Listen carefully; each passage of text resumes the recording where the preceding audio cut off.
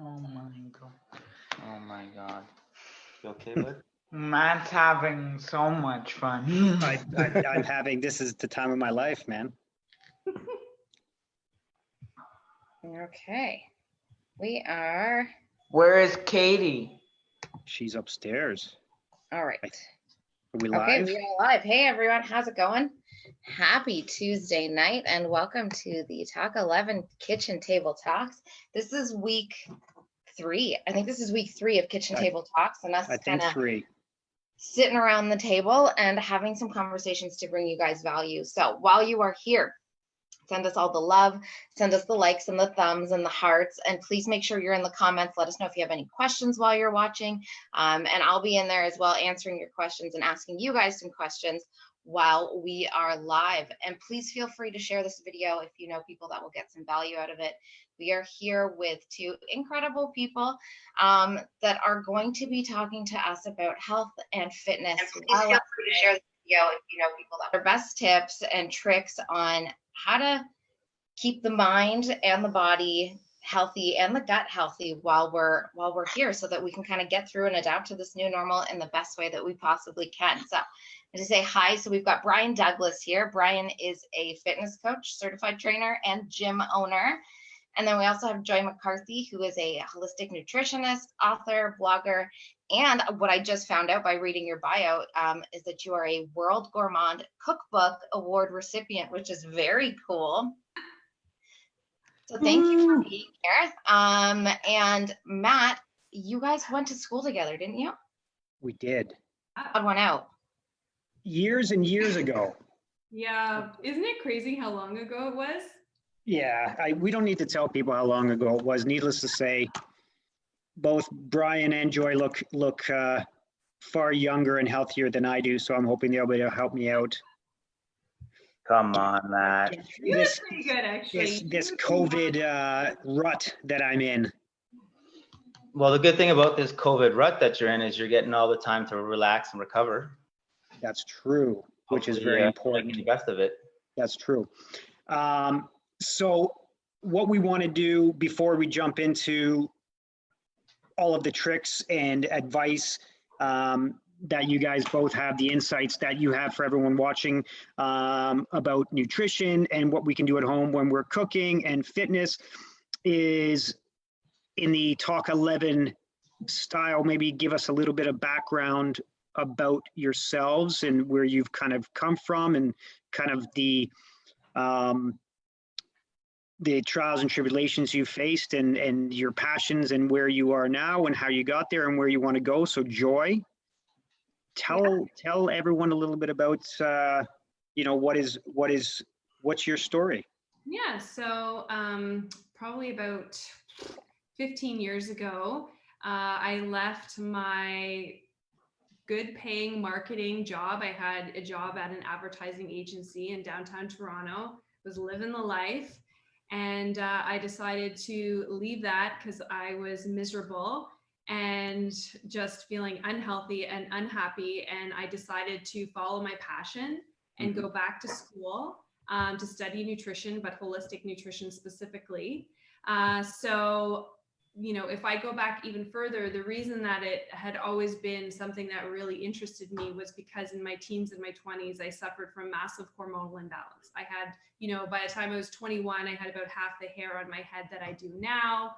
And I just felt like I had skin problems. I had major anxiety. And I was on so many different medications, went from doctor to doctor, specialist to specialist, and I was just getting sicker.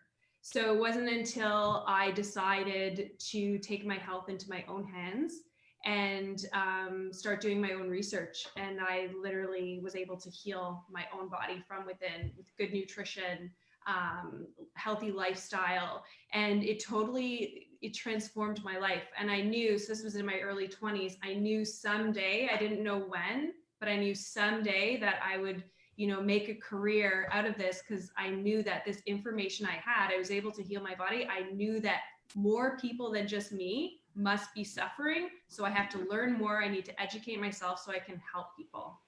So that's why I went back to school in my late 20s, studied nutrition, started my business about 11 years ago. and here I am today. That's kind of like in a nutshell.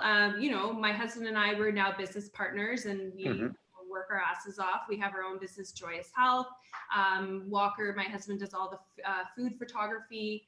So he shot my last cookbook. I have 3 cookbooks. And so, you know, through COVID-19, you know, the business of Joyous Health hasn't really changed very much. We're still doing everything we do, which is create content to help people live happy, healthy lives. And that's really been my mission, you know, from day one, is to help people discover the healing power of food.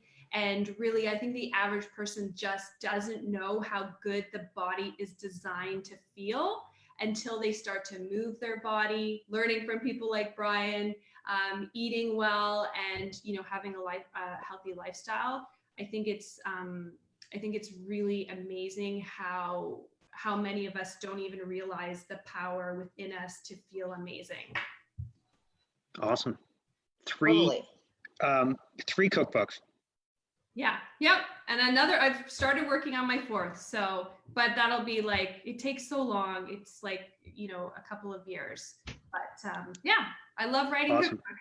It's So awesome. Joy, did your husband, was he a photographer prior to being your full-time photographer, or working with you full-time? Completely self-taught.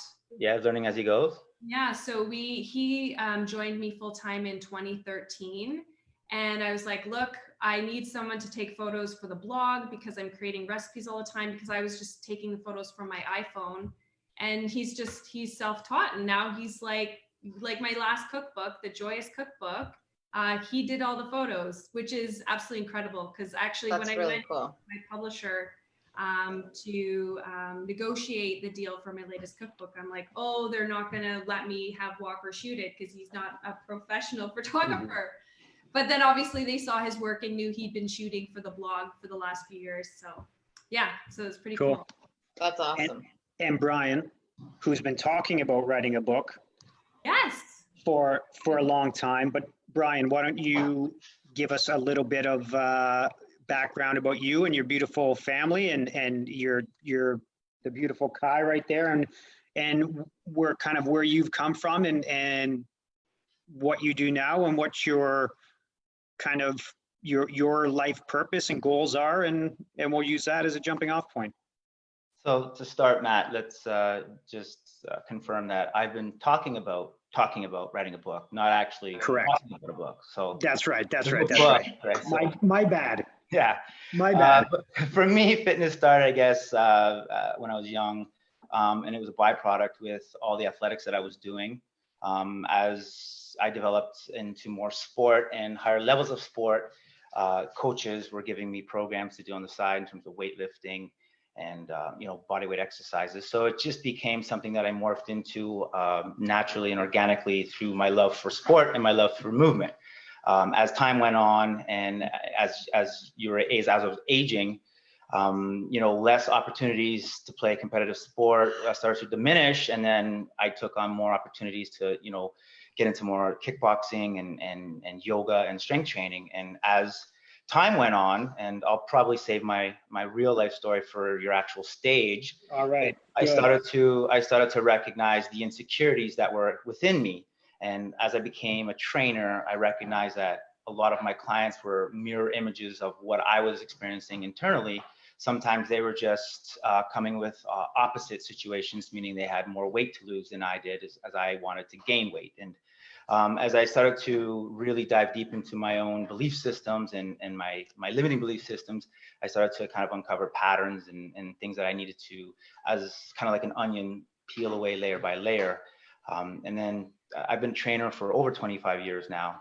And as I've trained many people, I've realized that a lot of their stories or a lot of their challenges are the same, where they come to me wanting to lose 20 or 30 pounds, went to another trainer 6 months ago, lost the weight, gained the weight, went to another one, lost the weight, gained the weight, new gym, new boot camp. And it's this roller coaster ride of, I start, I stop, I lost the weight, I gained the weight. And when they sit there and explain this story to me, I start to add up all the pounds, and I say, you've collectively gained and lost probably close to 300 pounds in the last 2.5 years in that timeline. A lot of times their jaw drops and they're like, and in the beginning, from an ego standpoint, I used to think, well, that's going to end with me because I have, the greatest workouts. I can give you nutrition, not a problem. I'll take care of your problems and I'll fix you, right? And as time went on, of course, they lost the weight. They felt great. I recognized, eventually whatever it is that stopped them before will stop them again. And, they'll always throw that monkey wrench into the plans and derail themselves. I'll see the client again 6 months later somewhere at a party or an event or in a grocery store. And again, all the weight's back on. So as I recognized that I really, truly wasn't helping anyone long-term, I was only temporarily masking some problems, I started to dive deeper, not only into my own limiting beliefs and my own psyche. I started to help and convert that into a program that I've incorporated into the company that I have now, Sweatshop Union, in terms of really paralleling, body, mind, and spirit together with the physical movement that we offer at Sweatshop Union. Beautiful. Awesome. I love And it. It's like music to my ears as a former yo-yo dieter, hearing a trainer and a nutritionist and people talk about, sustainable living and methods that are prolonged for lifelong changes and lifestyle changes, and not the quick, easy fix, and not the, here's the magic formula on how to do it, but helping people understand that it's all in the same when it comes to mind, body, and soul, when it comes to really transforming your life and keeping things healthy. Yeah. And that these days it seems becoming more and more difficult, at least from my perspective, to kind of keep a healthy mind and a healthy body and a healthy spirit with kind of the fear and craziness that's going on all around us from the news outlets, from the media, from conspiracy theorists, you name it. Like, it's just, you're kind of being bombarded. And what I find is that kind of sometimes translate to the energy that I can bring on a daily basis. So Joy, like, with everything that's going on, how do you maintain a healthy lifestyle? How do you keep the family eating healthy? How do you keep yourself motivated to do all of the right things that work for you? Well, I'd say first of all, and Brian was talking about this too, it really is about a lifestyle, and it is an absolute priority for me to feed my family well, because I know when I feed myself well, I'm a better mom, I'm more productive, I can be more creative. And when I feed my family well, they are also more happy. So I've really, through this whole thing, which is no different really than it was before, but I've been really focused on making sure that we nourish our body. And, for someone who's like, oh yeah, well, what does that even mean, Joy? Nourish my body. I didn't know how to do it before. So, how do I know how to do it now? Yeah. And what I'd say to someone just starting out is, so that you're not overwhelmed, just start out with one good meal a day.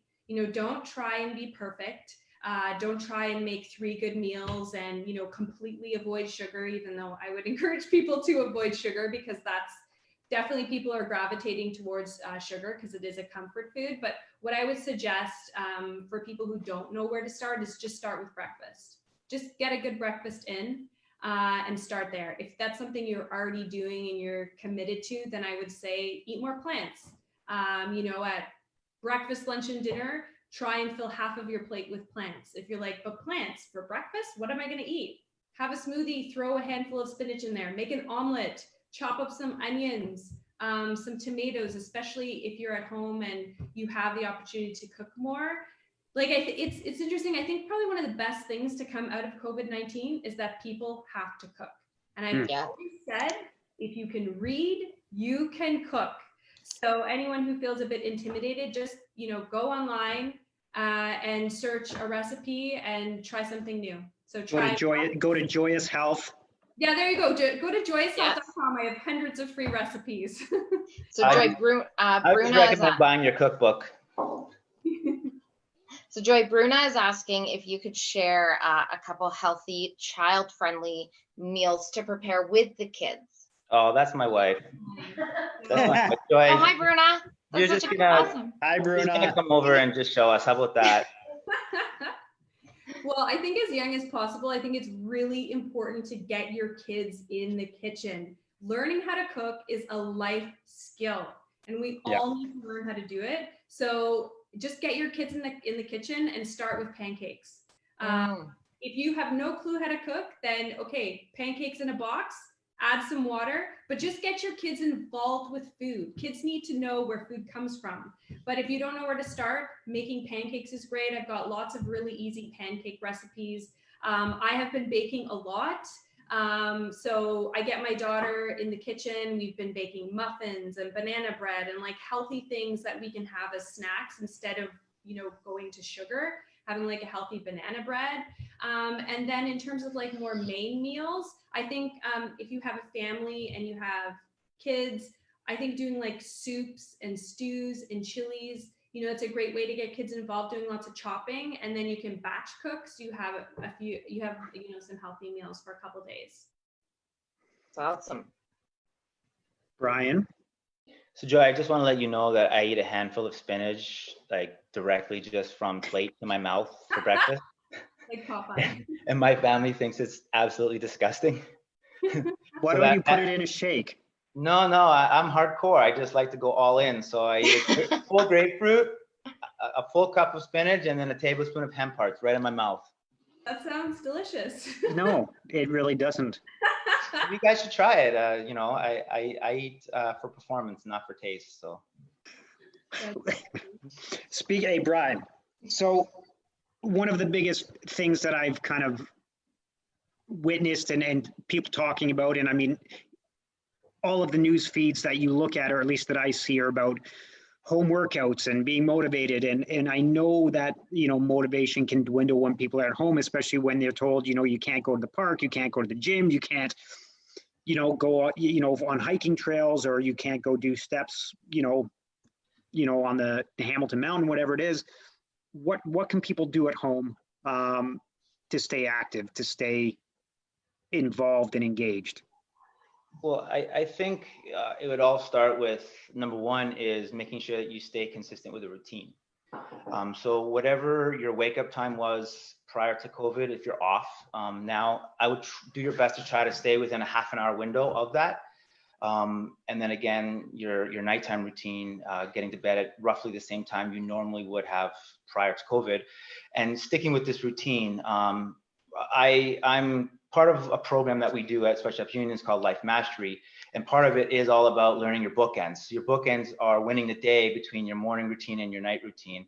And basically it's how you win the day. So when you wake up, you start with meditation. Do you drink, 2 cups of water or some lemon water or apple cider vinegar?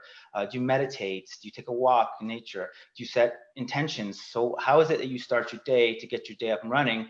And then again, at the same time, what do you do at night to really prep for the next day so that you're all set up? Meaning, do you lay your clothes out? Do you pack your bag? Do you prep your food or your meals for the next morning, so that the next morning you're not, waking up and rushing to get all these things done, and then therefore you actually, you're more focused on rushing and you don't accomplish anything. So, one of my business coaches years ago really taught me about really mastering the bookends, and if you can really take charge of that, you'll win the day. So for me, I have like 6 key points that I've been talking to people about in terms of staying focused during COVID, which number 1 is routine. So within that, number 2 is exercise. So within your routine, where are you going to connect your exercise?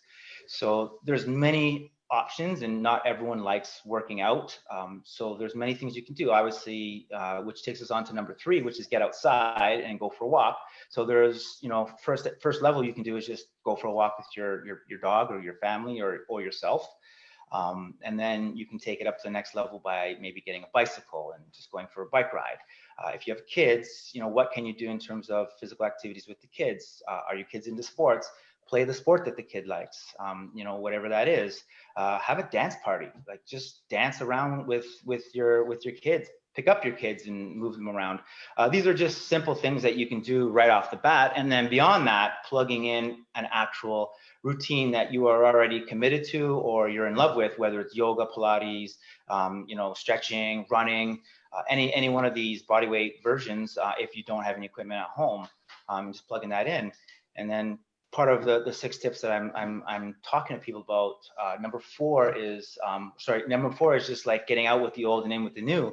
So this is a great opportunity to like declutter your house. Set goals, take time to really evaluate your life. So we have a key performance indicator, which is a life assessment wheel, which is part of the Life Mastery program. Really start to kind of look at what's going on internally within your own life, which takes us to, tip 5, which is mindfulness, right? Everyone talks about wanting to do meditation. Everyone talks about wanting to learn meditation or being more mindful. So this is a great time. And the mindfulness now is part of your bookends. Where would you plug this in? Would you plug it in your morning routine, or would you plug it in your evening routine? Either is good, neither is better. I personally do both, whereas I kind of do an intention setting breathing meditation in the morning, because I find it really energizes me and charges me up. And then in the evening, I do more of a silent meditation just to calm me down, and where I send a little bit more gratitude. And then tip 6 is nutrition, and that's kind of where Joy comes in, and just grab one of her cookbooks and start cooking and do more things with the family around the kitchen table, and just be more connected with each other. Absolutely. What you're saying, Brian, Yeah. I agree more with you in terms of bookending your day. And some people consider, having rituals and routines. But one thing that I think is so important to stay resilient through COVID-19 is, like you said, mindfulness. And I think mental health is so incredibly important right now. And that's why I'm a huge fan of meditation. And I feel like that is something that has been keeping me calm and sane, because I meditate twice a day. And sometimes, my morning meditation is my daughter crawling on me, and it may not be the perfect meditation. I may not be in a perfect Zen position, but 10 minutes in the morning and 10 minutes before I go to bed, it's non-negotiable. And it has been, when I started meditating, it really was life-changing for me. And I think, people feel sometimes intimidated by meditation, but you can just go on YouTube, search like The Honest Guys. That's a perfect example of a free meditation. I use the Calm app, but the Calm app offers like a 7-day free trial. So I'm a huge fan of meditation. I think it's for everybody. How long have you been meditating? Consistently, only since January. Okay. But I've been doing it my whole life. But January, something significant, we don't have to get into that, but something significant happened to me. I do a lot of public speaking, and I had a really bad situation happen to me at an event in Bahamas in January. And it created a lot of anxiety for me. And I had like 5 more speaking engagements for the rest of January. And I was like, I'm not going to be able to get through this until I figure out how to get over this anxiety. So meditation. But I did it like on and off. Like when I was pregnant, I did it if I felt anxious. But since January, twice a day, morning and night, life-changing. Yeah, so that goes back to the rituals that Joy brought up earlier, and the consistency in the routine, right? If you really look at any, famous athlete or any top-level CEO, you'll see that their rituals and their habits are consistency. They'll be the first up, first at the court or first at the field to train, last to leave. And they'll stay consistent. And Michael Jordan wasn't born Michael Jordan. He created himself through routine and rituals. So true. And unfortunately, part of the rituals that I've kind of fallen into is like snacking on shit throughout the day, and like, Brian, all right? Is that what you were doing when I was climbing the stairs? The Hamilton stairs right beside your house? Yes, I was eating Doritos. I like Doritos. Joy, help me. Like, and again, I know I see memes and stuff all over. Like, people are eating. A lot of people are eating, and a lot of people are eating a lot of food right now because they're bored. Right? Is there a healthy Dorito, Joy? I don't Can even I make need one? Right. No, I don't even need it. Expression. Right. Is that a lot of people have been saying that to me. They're just eating all day and then bloated by dinner, and they're eating dinner and they're not even hungry. Yep. The key thing is to eat when you're hungry. Listen to the signs and the cues that your body is giving you. When you wake up in the morning and you feel that growling sensation and you feel hunger, that is time to eat. You want to feel that anytime you're going to eat. Most people thrive really well on 3 meals a day unless you're super active. or you're maybe doing one of Brian's programs, but most people do really well with just 3 meals a day. So you just have to set rules for yourself and say, I'm not going to eat unless I'm actually hungry. And then if you find that hard, pick up a big, like a pint-sized glass of water and say to yourself, if I'm truly hungry, I have to drink this entire glass of water first. Because a lot of times people confuse hunger and thirst because there's similar sensations in the body. So just say to yourself, Matt, are you really hungry right now? You know that burning warm sensation in your gut? No, but I want these goddamn Doritos, right? And that's the problem. And I appreciate the fact that, yes, like all of what, you're saying and what Brian's been teaching me for years, and I won't say preaching at me for years, teaching me for years. I understand all these things, but again, it's like, as much as I don't like to admit it, like the mental, I'm an emotional eater. Yeah. Like when I'm stressed, or my routine is disrupted, or life changes, or you get into a situation that you're not used to, it's kind of like, okay, I don't know what to do, I'm feeling a little stressed, I'm gonna eat, eat. And for the most part, again, I joke, I'll eat almonds or nuts, or have an apple or something like that. But there are those moments you're like, screw it, I'm going to, stick my face in a bag of Doritos, and I don't give a shit. And I think that's the problem, is a lot of people at home, or a lot of people that I've seen, it's like, it's like a merry-go-round from like the couch to the fridge to the bed, and it's kind of just, again, it's a lot of times it's a psychological thing, right? It's people are stressed, people are bored, people don't know what to do, and so they just they become more inactive and start eating even more unhealthy. So that's the thing, is like, how do you kind of break that cycle? So Matt, when we onboard new clients at the gym, what we do is we teach them healthy habits and how to create healthy habits. So one of the steps that we teach in that onboarding playbook is swapping it. So, really the habit and the need for it is still there, and it probably won't go away, at least not right away.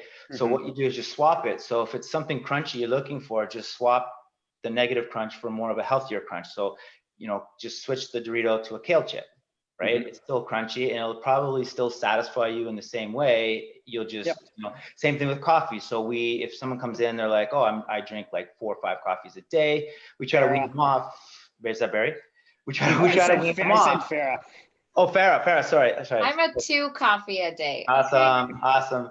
So what we do is we say, just take, go to decaf, and then eventually go to half and half, then go to decaf, and then minimize 1 coffee a day, and do it over time slowly, because again, you got to build the momentum and create that new habit, right? So it will never happen if you go hardcore all in right away. You've only set yourself up for failure, because chances are your momentum will die or your motivation will die. So what you really want to make sure is you want to leverage the lazy. We are lazy by nature. Yes. So you need to set yourself up to put yourself in a situation that you'll most likely opt out for the lazy. So don't have the chips there. Now it's 8 o'clock, 9 o'clock at night. If you want those chips, are you going to get in your car and drive to the store to get them? Sometimes I do it, but not often. So therefore, I'm leveraging the lazy. If you're a binge watcher on TV, take the batteries out of your remote, put them in a box, put them on the opposite side of the house, and put a book on your couch armchair. Chances are, you're going to go for the book because you're actually too lazy to go and get the remote and the batteries. Leverage the lazy. I think that's leverage the lazy. Leverage the lazy is a great technique. And I think even for me personally, so eating for me is a little bit is different, because I've had a really long relationship. We've all had really long relationships with food, obviously, but mine is a very complicated one, growing up as an overweight child, being an overweight teenager, having weight loss surgery, having that fail, regaining the weight, yada, yada, yada. And then finally getting into a spot in my 30s where I know my body, I'm grateful for my body. I've lost, the weight, and I have a healthy lifestyle now. I'm active. So when people ask me for advice right now, where it's like, I just want a snack. And I'm like, well, one, I don't have the snacks in my house. And whatever is available, if it's for my kids, it's stuff that I don't like anyways. So I'm like, I'm not going to eat it. It's for the kids. But even for the kids, we try to have options that are not, you know, those ones that are super tempting and have the things in them that kids will always crave. So even for them, snacking is like, okay, mom, we're hungry. Can we have a snack? And then I ask myself, am I actually hungry? And I'll do what Joy said. I'll drink that big glass of water and see, like, am I still hungry? Do I even have room for this water? And then it goes into, I'll switch my hunger craving because then I realize that I'm bored and I'm not actually hungry, and I'll dance. I'll dance, or I'll find the kids and I'll start annoying them, or like I'll clean a closet. I end up finding something else, or I'll learn a new TikTok dance because then I'm active and I'm not eating. Can And you I'm show us having one of fun. those TikTok dances?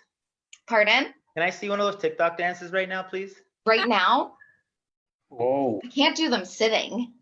Can't put me I on think the that's the point. I think I saw one. You were like, Which one? the one This when is- you're stepping outside, stepping inside. I don't Joy, remember that. There's lots of them. You're our That's for- first dancing what? guest. Oh, I'll dance. Well, I love dance parties. Let's have some more.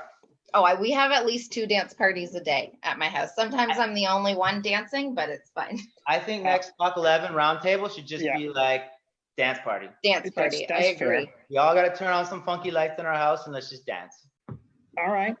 And I think the key to get your mind off food is to do other things that cultivate happiness. Like Yeah. food makes us feel good, which is Yeah. not a bad thing. Food should make us feel good, but we want to do other things that make us feel good too. Whether that, like Ryan said, something I do twice a day is I go outside in nature. I go for a walk. That makes me feel really good. I read books. I listen to podcasts. I do things that lift me up and make me feel good. I have dance parties too. I love doing that. I love dancing. I don't have TikTok yet, but I think doing things that cultivate happiness and also setting yourself up for success. You know, in your fridge, having a snack shelf and having like pre-chopped vegetables, having hummus and baba ganoush, and having vegetables. Like, if you put good food in your fridge, you will eat good food. Yeah. So set yourself up for success. Have a snack drawer for all the non-perishable stuff. And if you really want those Doritos, eat them and don't feel guilty about it. Just remember that every single moment and then, you know, every moment, every new moment and every new day is a new opportunity to start fresh. Yep. So if you know, polish off that bag of Doritos, go to bed, forget about it. It's done. Wake up tomorrow, make a good shake for yourself and start a new day. And it's funny, like, I mean, I throw myself in the bus at the, you know, so that there a point can be made. But I think that's the biggest thing. The 2 biggest thing is don't be, and I do it as well. Like, don't be hard on yourself. As you like, life is too short. If that's, you want Doritos or you want to eat your daughter's bag of goldfish, do it, right? Yeah. But the other interesting thing that, as you're both talking, is it's like, yeah, it's great that, you know, you can, you know, get up and meditate, and then you can go for a couple walks, and you can go to the gym and blah, blah. And I'm like, who the fuck Can't has go to the time for, gym. well, so you can't go, who the fuck has time to do all this stuff? And then I'm like, wait a minute, everybody does. Everybody right now. Right? Everybody. So, you know, that's an interesting kind of takeaway, or an interesting like turn on it. It's like everyone's kind of freaking, or maybe not everyone's freaking out, but I mean, everyone's trying to learn the quote unquote new normal and what this is all about. And maybe this is going to be the best takeaway from this whole situation, is the fact that, guess what? It might be another, let's be realistic, 4 weeks. It might be another 8 weeks where we're not all going to work, where we're not all rushing around like worker bees trying to fit in 1,001 things. And yes, we have, you know, disruptions in our regiment. We have disruptions in our routine. Our kids are home, and, you know, the child care support may not be there the way it used to be. But connecting, you know, with our families and with our friends in different, new, meaningful ways, and implementing these things that you guys are talking about, I think is more achievable than it ever actually has been. Yeah. Which is a pretty cool thing. And I think including the whole family and things that we don't usually include them in. Like, usually my kids are at school. So when I do my workouts, They're not there to see what I do and how I'm doing it and to get involved, but now they're home, right? So I do my quick little 10 minutes of yoga in the morning before anyone wakes up. So, cause that's me time. But then after that, I do my actual workout. The kids are a part of it, and I make sure that they're a part of it, whether they're dancing around or they're just jumping on top of me, or mom, do squats while you're carrying me. Like, it's just, it's fun. They may not be doing the actual workout, but including them in it so that they can see an active lifestyle, that they understand that working out doesn't have to be tedious and exhausting all the time. It can be fun and lighthearted. My kids join the workouts at the gym all the time. That's awesome. Yeah. Matt's been in half of them, and Kai just walks right in and starts joining in halfway through. So yeah. And getting outside, like our kids are basketball obsessed, so they're always outside playing basketball and stuff. So it's nice to have that change of pace and that change of routine, but then still get, like you were saying, Joy, giving yourself the grace when you did have, those Doritos that day, or if you missed a workout, 2 days in a row. Then it's a new day and a reset, and we have the time for the resets now more than ever. Yeah. So to go back to what Matt was saying, I think something that really helps with your routine and creating a routine is what I like to call Sunday planning. And on Sunday, you plan out what your week would look like. And I strongly believe that if your time with your family, your workouts, your nutrition, if it's not plugged into your schedule, a lot of times you're going to be living a life of reacting versus, really like just taking control of your life. So you want to, on Sunday, plug in your schedule, your workout days and times.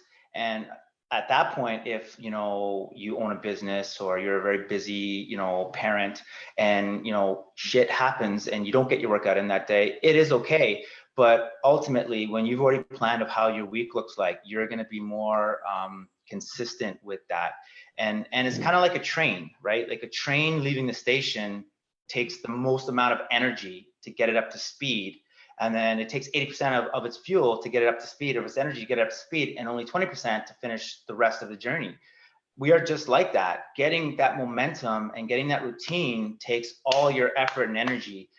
But once you get up to speed, knocking you off that routine is going to be a lot harder. So you want to definitely make sure that in the beginning, when you are motivated, you start to build those success habits and you start to create that routine. And part of it that I work with my clients is it's Sunday planning and plan out your workouts.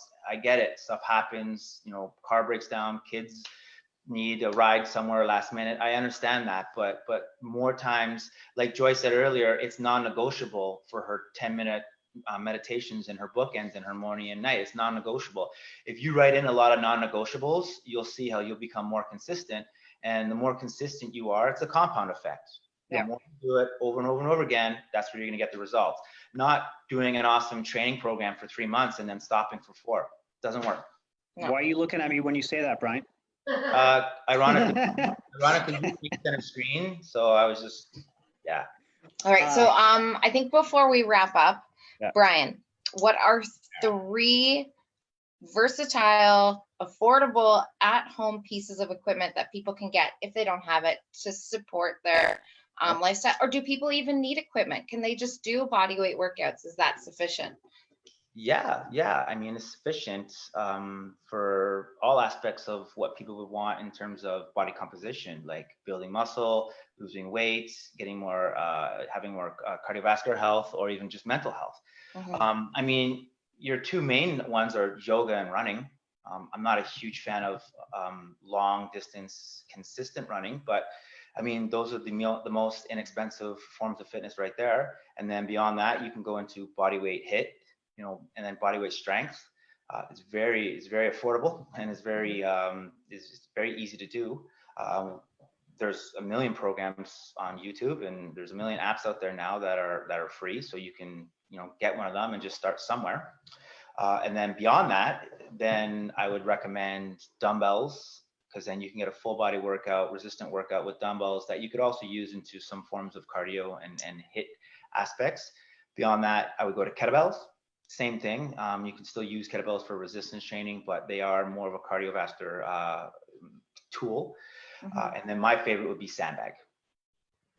So you could get a kettlebell, set of dumbbells, and sandbag for probably less than $200.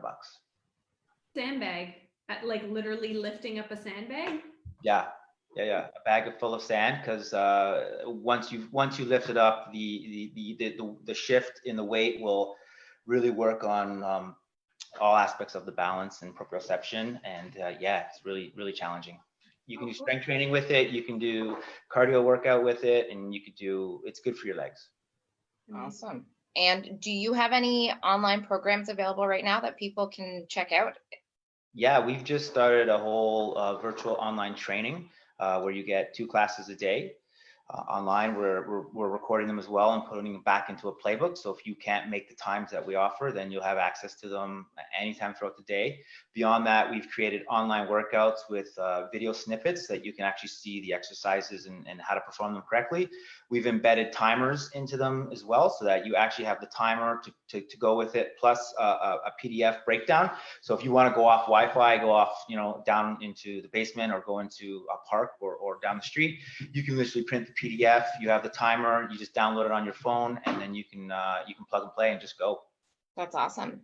And Joy, on your end of things, how about maybe some healthy pantry must-haves for healthy baking? Because a lot of people are baking right now, but they may be using a lot of sugar. They may be using, some ingredients that are not supporting them the way that they should be. So maybe a few must-haves for the pantry to get some healthy baking going.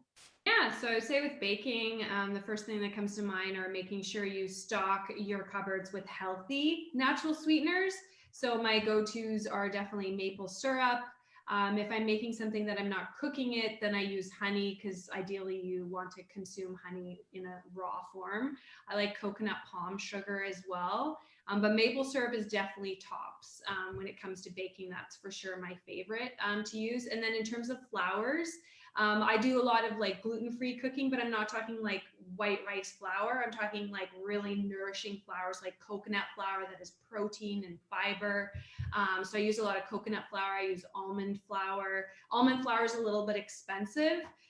So for people who are on a budget, I also really like buckwheat flour. Despite its name, it's actually wheat-free and very inexpensive. And buckwheat flour works very, very similar to whole wheat flour, but buckwheat is gluten-free. So that's something I Buckwheat is gluten-free? What's that? Buckwheat is gluten-free? Yeah, all right. It's actually a grass. But yeah, it's kind of doesn't make sense, the name of it, but I really enjoy making like buckwheat banana bread and pancakes and muffins. So if, someone's new to kind of eating gluten-free, but you can convert basically any recipe that calls for white sugar, you can convert it to coconut palm sugar. And then just a health habit that I recommend that people get into every day is just starting your day with at least water. The first thing that should pass by your lips in the morning, water. I keep a big mason jar of water. I fill it up at night before I go to bed. And before my feet even touch the floor, I like chug that back. It's so amazing for your skin, wakes up your digestive system. And if you can put some lemon in that, even better. I do the same thing with my water. Yeah, it's awesome. And do you have maybe some downloadable guides for people, or where they can find your cookbooks if they're looking, if they can get ebooks as well? Yeah, for sure. So I have literally hundreds of free recipes on my website. I've got tons of free downloads. I actually just yesterday posted on my Instagram like 8 free downloads that I have, everything from a healthy breakfast guide to healthy salads. I have a whole guide just for snack ideas for kids. So I've got tons of free resources. And like I said, I just posted them yesterday on my Instagram. So you can just basically download them all. And my husband and I are always creating new content every single week. So we always have a new video on our YouTube channel. And yeah, we're always creating. Cool. And Brian, I know when we spoke earlier, you had mentioned that you were willing to help some people out there if they wanted to get involved and learn a little bit more about kind of your program. Now's a great time for them to do so. So why don't you talk how they can find you and where they can find your program and Yeah, for sure. So what we were talking about was my life mastery program. So I'd love to Right. get to all your followers and everyone on your Facebook. So I've already forwarded the link to Farah. So I'm not sure how you. I'm posting it in the comments right now, so people will be able to find it. Awesome. So basically just put your name and email in, and then it'll be directly sent to you. It's basically a life assessment wheel that connects you to a core value, a creation of your core values. And then we plug that into a whole 1-year goal setting aspect, which we take that into what we call the grow model, which helps you become accountable. So you foresee any challenges that could come in the near future, and then therefore you already create outcomes to work around them, which really helps instead of having to react to challenges. Mhm. And we plug it into the Sunday planning system, which helps you plan your week so that you can take baby steps week by week by week to achieving those big 1-year goals, or even your 5-year goals or your 10-year goals. And now is a perfect time to do it. And whether that's, as you know, getting out and do something active, whether that's looking at your nutrition and lifestyle and kind of the holistic outlook on life, or it's, you know, whether you want to kind of dive a little deeper in terms of your overall beliefs and health and wellness. Brian, I think that's an awesome program that you've put together. So thank you for sharing that with everybody. Thank you. Awesome. Farah, anything I think else? that's it. No, I That's think it? that's it. I just wanted to thank both of you for being Yeah. here and to taking the time tonight to talk to us and to give our audience so much value and so much knowledge. We are grateful for you. And Yes. to those watching, thank you for watching. I think we hit a record number tonight with live viewers, which is fantastic. So if you Awesome. guys feel free again to share this video with anyone that you think will find value in it. And if you have any questions for us or anyone you think can bring value to Kitchen Table Talks, let us know. Yep. And you can find us anywhere the internet will let us be at talk11.ca. And I feel like there was one more thing. Oh, if you're watching the replay, make sure you hit #replay so we can send our love your way as well. So thank you everyone for being here. Thank you, and guys. have a great night. Peace out. Bye everyone. Peace. Bye.